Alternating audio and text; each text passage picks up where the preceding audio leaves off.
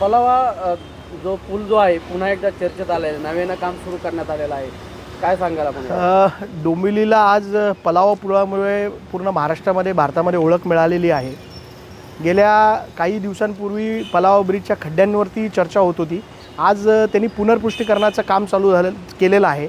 परंतु माझी प्रशासनाला विनंती आहे की जोपर्यंत त्या कॉन्ट्रॅक्टरवर कारवाई होत नाही तोपर्यंत शिवसेना उद्धव बाळासाहेब ठाकरे हा पक्ष गप्प बसणार नाही. नुसती त्याच्यावरती मुलामा लावून आपल्या चुक्या लपवण्याचं काम जर कोण करत असेल तर हे खपून घेतलं जाणार नाही. कॉन्ट्रॅक्टरवरती कठोर कारवाई करा आणि त्याला ब्लॅकलिस्ट करा ही आमची मागणी आहे. खर्च वाढला असं वाटत नाही का आपल्याला? अरे लोकांचे पैसे, टॅक्स पेअरचे पैसे तर वाया घालवायचं काम चालू आहे सध्या. पलावा पूल म्हणजे हा डोंबिवलीकरांना एक काय बोलतो आपण अशी बाब झाली आहे की लोकांचं नाव खराब व्हायला लागलं डोंबिवलीचं या पुलामुळे.